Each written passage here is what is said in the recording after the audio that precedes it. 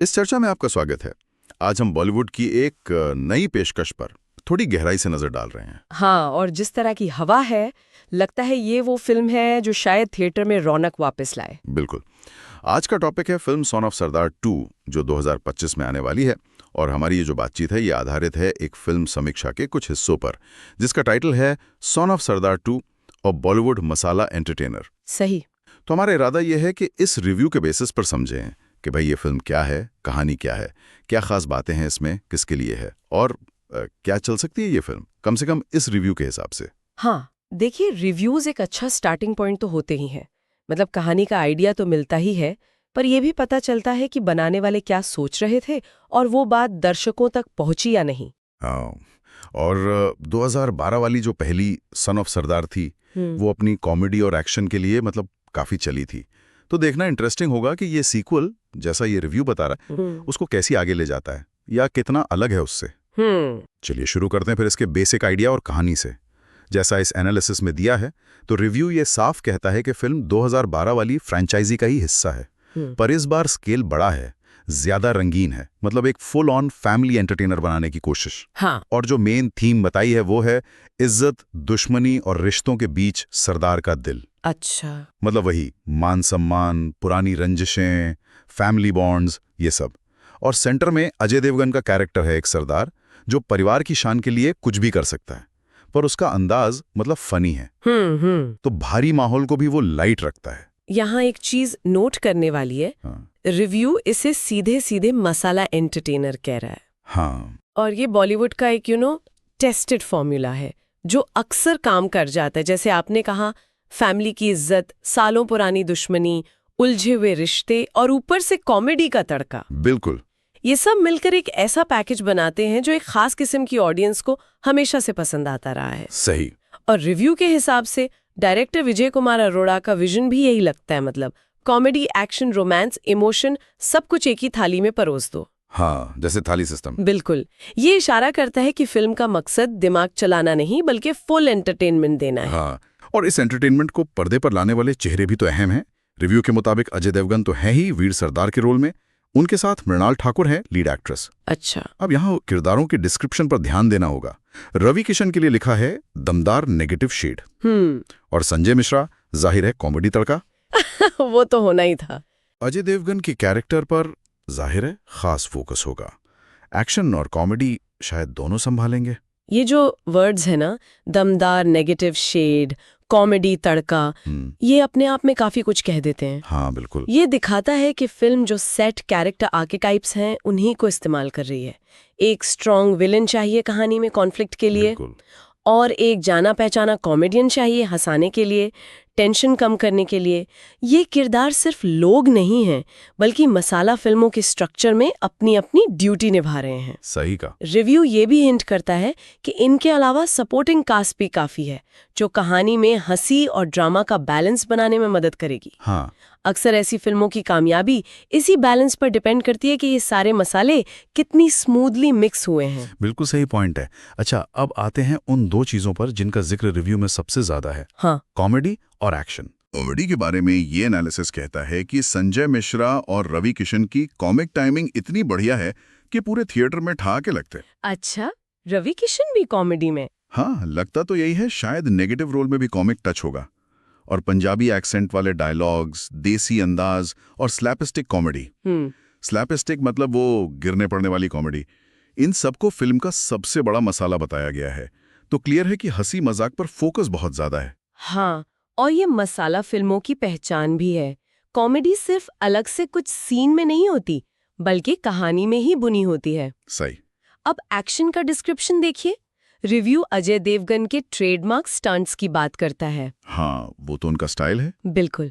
साथ ही slow motion fights का जिक्र है, जिन्हें भव्य अंदाज में दिखाया गया है। ये भव्य अंदाज वर्ड शायद ये बताता है कि एक्शन सिर्फ मारपीट नहीं, बल्कि एक तरह का स्पेक्टेकल है, स्टाइल के साथ। और एक और इंटरेस्टिंग बात जो रिव्यू में है, वो क्लाइमैक्स फाइट के बारे में है।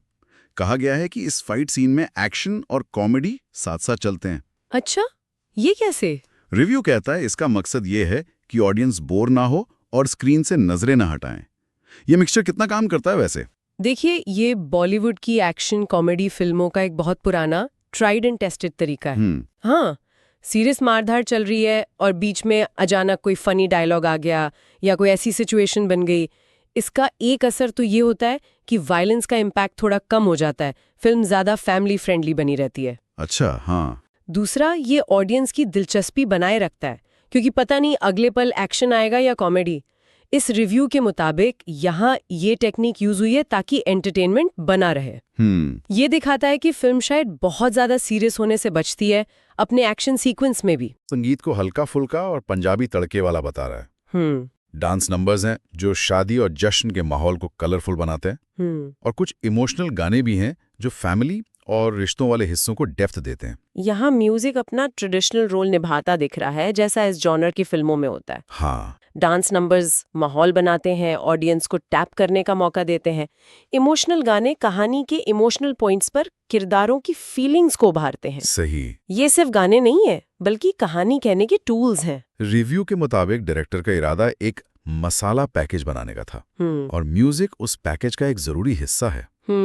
ऐसा लगता है कि रिव्यू इस बात से सहमत है कि डायरेक्टर इन अलग अलग चीजों, comedy, action, romance, emotion, music को एक साथ लाने में कामयाब रहे, जिससे एक कंप्लीट एंटरटेनमेंट पैकेज बन सके। तो फिर सवाल ये उठता है कि ये पैकेज आखिर किन दर्शकों के लिए है? ये रिव्यू इस बारे में क्या कहता है? रिव्यू इस मामले में काफी क्लियर है। इसके हिसाब से ये फिल्म उन लोगों को खास तौर पे पसंद आएगी जिन्हें देसी कॉमेडी, मतलब वो जमीन से जुड़ी सी कॉमेडी और ओवर द टॉप एक्शन, हाँ, जो लॉजिक को डिफाई करता है थोड़ा, बिल्कुल, जो असलियत से थोड़ा बढ़ा चढ़ाकर दिखाया गया हो, वो पसंद आता है। साथ ही ये उन परिवारों को भी टारगेट करती है जो साथ बैठकर एक लाइट हार्टेड मनोरंजक फिल्म देखना चाहते हैं जिसमें बहुत ज्यादा टेंशन या नेगेटिविटी ना हो। हाँ, रिव्यू में एक लाइन भी है, कोई भारी भरकम नेगेटिविटी नहीं बल्कि हास्य और मस्ती है। ये शायद फिल्म के मूड को सही से पकड़ता है। बिल्कुल, ये टारगेट ऑडियंस का बहुत क्लियर कट खाका है और इसी से जुड़ती है बॉक्स ऑफिस की उम्मीदें। हाँ, क्या अनुमान है रिव्यू का? रिव्यू का अनुमान है कि पंजाब और नॉर्थ इंडिया में फिल्म अच्छा कर सकती है। ये एरियाज ट्रेडिशनली ऐसी फिल्मों के स्ट्रॉन्ग होल्ड रहे हैं जहां पंजाबी कल्चर या कॉमेडी का एलिमेंट हो। हाँ, ये तो है। अजय देवगन का अपना स्टारडम और फिल्म का कॉमेडी पर फोकस, इन दोनों को सक्सेस के मेन कारण माना जा रहा है। एक और बात जो रिव्यू में कही गई है वो ये कि फिल्म मल्टीप्लेक्स और सिंगल स्क्रीन दोनों तरह की ऑडियंस को खींच सकती है। आजकल ये कितना रेलेवेंट है? क्या ये डिवीजन अभी भी उतना शार्प है? ये एक बहुत इंटरेस्टिंग पॉइंट है जो रिव्यू उठा रहा है। ट्रेडिशनली माना जाता था कि सिंगल स्क्रीन ऑडियंस ज्यादा मसाला और एक्शन देखती है, जबकि मल्टीप्लेक्स वाली थोड़ी अलग या ज्यादा अर्बन फिल्में। हाँ। लेकिन पिछले कुछ सालों में ये लाइनें ब्लर हुई हैं। कई बड़ी बजट की मसाला फिल्में मल्टीप्लेक्स में भी जबरदस्त चलती हैं। सही बात है। अगर ये रिव्यू सही कह रहा है कि सन ऑफ सरदार 2 दोनों जगह चल सकती है, तो ये इशारा करता है कि फिल्म में शायद ऐसे एलिमेंट्स हैं जो ब्रॉडर ऑडियंस को अपील कर सकते हैं।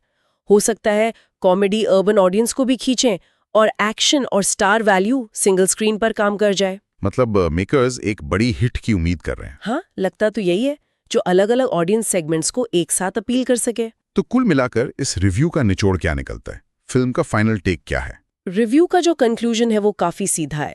इसे फुल ऑन एंटरटेनमेंट डोज कहा गया है। Full on entertainment dose. हाँ, जिसमें कॉमेडी, एक्शन और पारिवारिक इमोशंस का जबरदस्त तड़का है। ये शब्द खुद ही बता रहे हैं कि फिल्म किस चीज पर सबसे ज्यादा फोकस कर रही है। भरपूर मनोरंजन, इमोशंस का मिक्सचर और एक एनर्जेटिक एक्सपीरियंस। और वो जो आखिरी लाइन है रिव्यू की, वो शायद पूरी कहानी कह देती है। ये फिल्म दिमाग लगाने वाली नहीं, बल्कि दिल खोलकर हंसने और सीटी बजाने वाली पिक्चर है। हाँ, इसका क्या मतलब समझे? इसका मतलब बिल्कुल साफ है, ये फिल्म इंटेलेक्चुअल एक्सरसाइज के लिए नहीं है। ये ऑडियंस से एनालिसिस या गहरी सोच की डिमांड नहीं करती। इसका एक ही मकसद है, एंटरटेन करना। ऐसा एंटरटेनमेंट जो सीधा हो, सिंपल हो, जिसे देखकर लोग अपनी रोज की टेंशन भूल जाएं, हंसें, मजे लें और शायद कैरेक्टर्स के साथ सीटी भी बजा दें। हाँ, जिसे कहते हैं ऑडियंस वाली फिल्म। बिल्कुल, ये उस सिनेमा को रिप्रेजेंट करती है जिसे पॉपकॉर्न एंटरटेनमेंट कहते हैं। आराम से बैठो, पॉपकॉर्न खाओ और फिल्म एंजॉय करो, बिना ज्यादा दिमाग लगाए। ये रिव्यू इस फिल्म को इसी कैटेगरी में डाल रहा है। तो अगर हम इस पूरी बातचीत को समेटे तो हमने सन ऑफ सरदार 2 की इस खास रिव्यू के आधार पर समझा कि ये फिल्म एक मसाला मिक्सचर होने का दावा करती है। Comedy, action, family drama. हाँ। इसमें अजय देवगन, रवि किशन, संजय मिश्रा जैसे एक्टर्स के किरदारों को अहम बताया गया है, जो अपने अपने रोल्स निभा रहे हैं, हीरो, विलन, कॉमेडियन। बिल्कुल। और ये फिल्म मेनली उन ऑडियंस के लिए है जो सीधा, सरल, हल्का फुल्का एंटरटेनमेंट चाहते हैं, बिना किसी कॉम्प्लिकेशन के। एकदम सही। और सिर्फ इस एक रिव्यू के नजरिए से देखें तो ये फिल्म बॉलीवुड में उस ट्रेंड को रिप्रेजेंट करती है जो एस्केपिस्ट एंटरटेनमेंट पर फोकस करता है। एस्केपिस्ट मतलब दर्शकों को उनकी रोजमर्रा की जिंदगी की रियलिटी से दूर ले जाकर 2-2.5 घंटे के लिए एक ऐसी दुनिया में ले जाना जहां लॉजिक से ज्यादा मजा और तमाशा इंपॉर्टेंट है।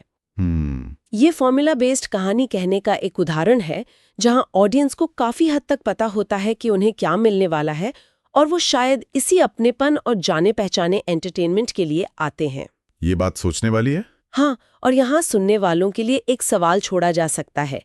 ये रिव्यू जिस तरह एक खास एंटरटेनमेंट फॉर्मूला यानी मसाला फिल्मों की सक्सेस और अपील पर रोशनी डालता है, वो हमें क्या सोचने पर मजबूर करता है कि हंसी, एक्शन और ग्रैंड्योर पर टिकी इन फिल्मों की जो परमानेंट पॉपुलैरिटी है वो ऑडियंस की प्रेफरेंसेस के बारे में कुछ बताती है, या फिर ये सिनेमा की उस भूमिका को हाईलाइट करती है जो हमें सच्चाई से परे ले जाकर सिर्फ एंटरटेन करने पर फोकस करती है, खासकर उन मार्केट्स में जहां इस तरह का सिनेमा आज भी सबसे ज्यादा पसंद किया जाता है।